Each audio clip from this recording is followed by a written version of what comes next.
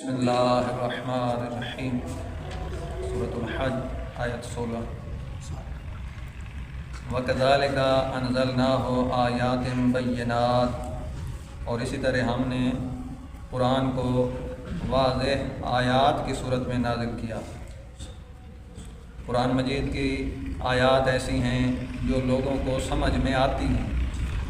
قرآن کو اللہ نے آسان اتارا ہے، ایسا نہیں ہے کہ لوگوں کی سمجھ میں آنے والا نہ ہو۔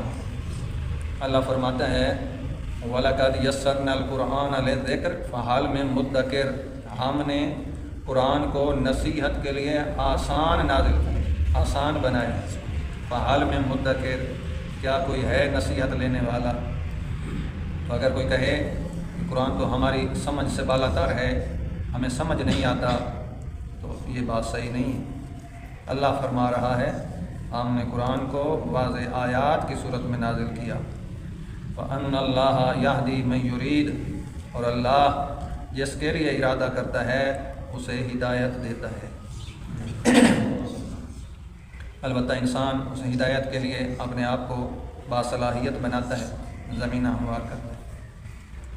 إِنَّ الَّذِينَ آمَنُوا وَالَّذِينَ هَادُوا، بے شک وہ لوگ کہ جو ایمان والے ہیں، جو ایمان لائے ہیں، والذین ہادوا، اور وہ لوگ جو یہودی ہیں، والصابئین، اور صابئین حضرت یحییٰ کے پیروکار صابئین، والنصارى حضرت عیسیٰ کے پیروکار، والمجوس زرتشت کے ماننے والے جو آگ کو مقدس سمجھتے ہیں، والذین اشرکوا، اور وہ کہ جنہوں نے شرک کیا ہے، جو مشرک ہیں، یقیناً وہ لوگ جو ایمان لائے ہیں، اور یہودی، صابئین، نصارہ، مجوس، والذین اشرکوا، اور وہ جو مشرک ہیں جنہوں نے شرک کیا، ان اللہ یفصل بینہم یوم القیامہ، سارے اپنے آپ کو حق سمجھتے ہیں،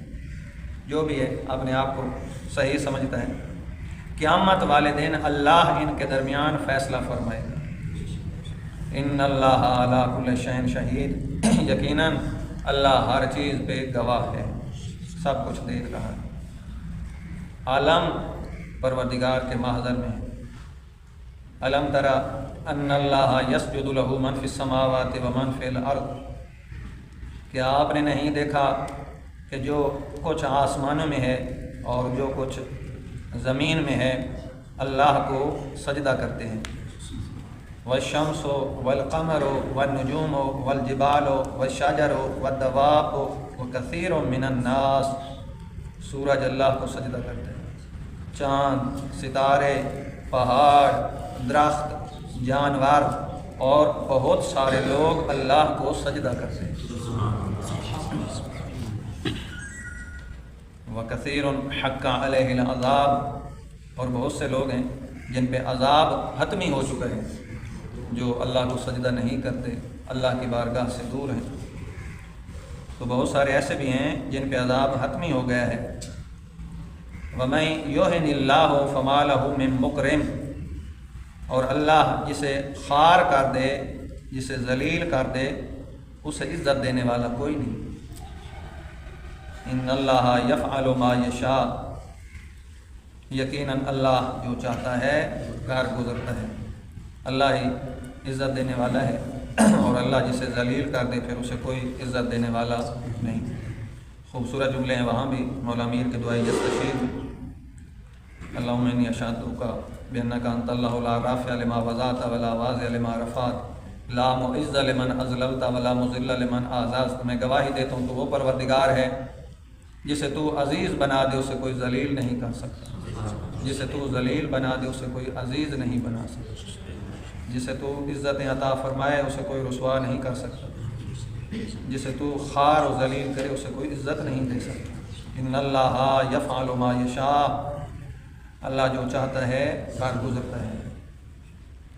تو کچھ لوگ ہیں، لوگوں میں، انسانوں میں بھی، جو اللہ کو سجدہ کرنے والے ہیں، اللہ کی بندگی کرنے والے ہیں، اللہ کی اطاعت کرنے والے ہیں، اور کچھ ہیں جو خدا سے منہ پھیرے ہوئے ہیں، گویا ہم یہ کہہ سکتے ہیں کہ وہ شیطان کے دوست ہیں، شیطان نے انہیں اپنا بنا رکھا ہے۔ تو دو گروہ اس دنیا میں، ہاذان خصمان اختصموا فی ربہم، ان دونوں فریقوں نے اپنے رب کے بارے میں اختلاف کیا ہے۔ تو حق کا گروہ ہمیشہ دو گروہ رہے ہیں، حق کا گروہ، باطل کا گروہ، اور دونوں فریقوں کا آپس میں جس طرح حق و باطل کا، اسی طرح صاحبان حق صاحبان باطل کا آپس میں نزاع رہا ہے۔ تو دونوں فریق ہمیشہ ایک دوسرے کے مقابلے میں صف آ رہا ہے۔ حق اور باطل، ایمان اور کفر پوری انسانیت کی تاریخ میں برسر پیکار ہیں۔ اگرچہ باطل کی شاخیں بے شمار ہیں، تاہم سب اہل باطل اپنے کفر میں متحد ہیں۔ تفسیر دور منصور میں آیا ہے کہ یہ آیت بدر کے اسلامی مجاہدین حمزہ، عبیدہ بن حارث اور علی علیہ السلام، نیز کفار کے عتبہ، شیبہ اور ولید بن عتبہ کے بارے میں نازل ہوئی۔ دو گروہ، ایک طرف مجاہدین اسلامی گروہ، حق کا گروہ، دوسری طرف کفر کا گروہ، عتبہ، شیبہ، ولید بن عتبہ کے بارے میں۔ اور یہ بات سیاہ میں بھی منقول ہے کہ حضرت علی علیہ السلام نے فرمایا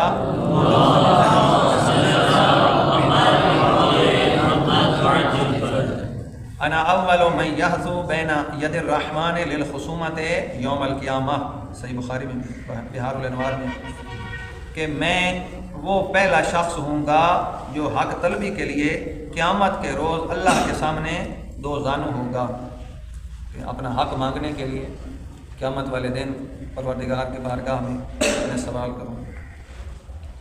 تو یہاں سے معلوم ہوتا ہے ایک گروہ صاحبان حق ہیں، دوسرا گروہ صاحبان باطل ہیں۔ تو بات کہ جو صاحبان باطل ہیں، جو باطل کا گروہ ہے، ان کی کیا صورتحال ہے؟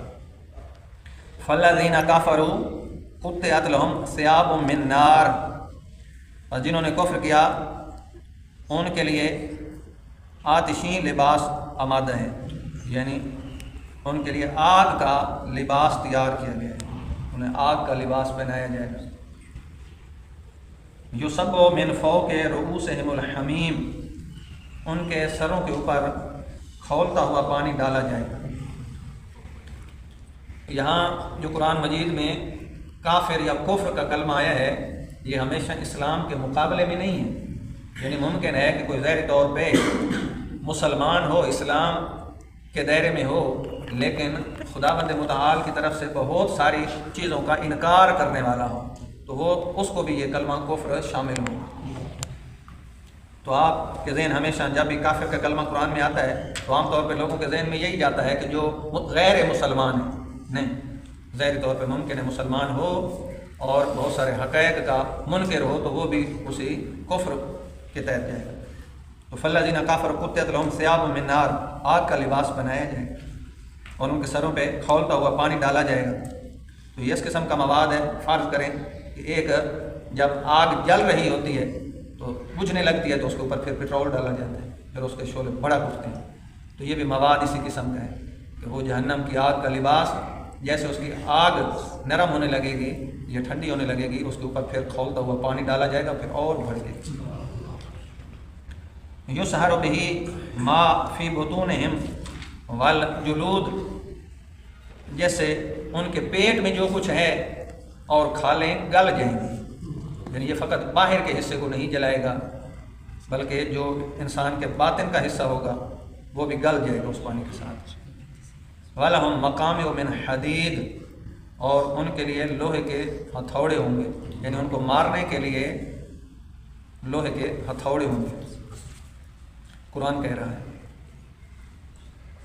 كُلَّمَا أَرَادُوا أَن يَخْرُجُوا مِنْهَا مِنْ غَمٍّ أُعِيدُوا فِيهَا، جب وہ رنج کی وجہ سے جہنم سے نکلنے کی کوشش کریں گے تو پھر انہیں دوبارہ پلٹا دیا جائے گا۔ أُعِيدُوا فِيهَا وَذُوقُوا عَذَابَ الْحَرِيقِ، انہیں کہا جائے گا کہ جلنے کا عذاب چکھو۔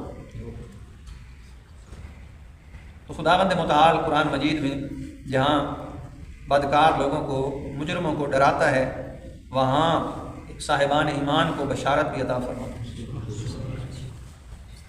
جہاں سزا کی بات فرماتا ہے وہاں نعمتوں اور انعام کا تذکرہ بھی کرتا ہے۔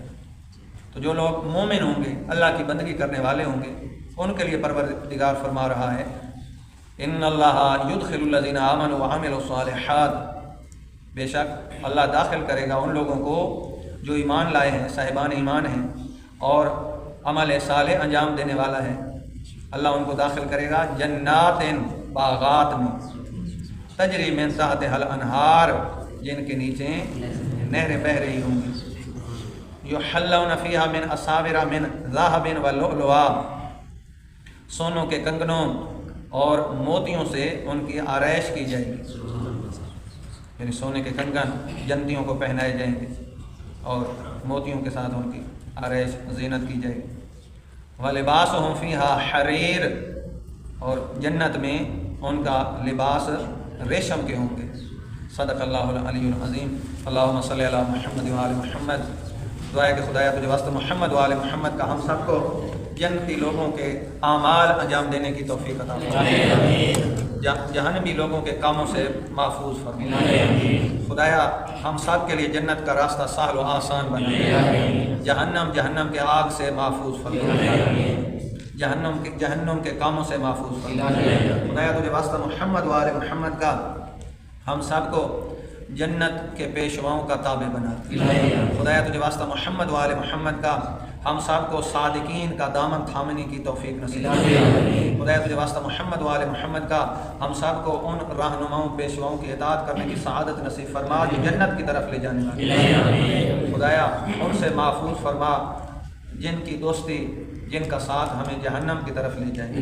خدایا تجھے واسطہ محمد و آل محمد کا اعمال صالحہ کی سعادت نصیب فرما، برے کاموں سے بچنے کی توفیق نصیب فرما، واجبات کی ادائیگی کی توفیق نصیب فرما، اپنی بندگی کی سعادت نصیب فرما، ہمارے حقیقی وارث امام زمانہ کا جلد ظہور فرما، ہم سب کی دعاؤں کو مستجاب فرما۔ ربنا تقبل دعاءنا منا انک انت السمیع العلیم، بحق محمد و آل محمد۔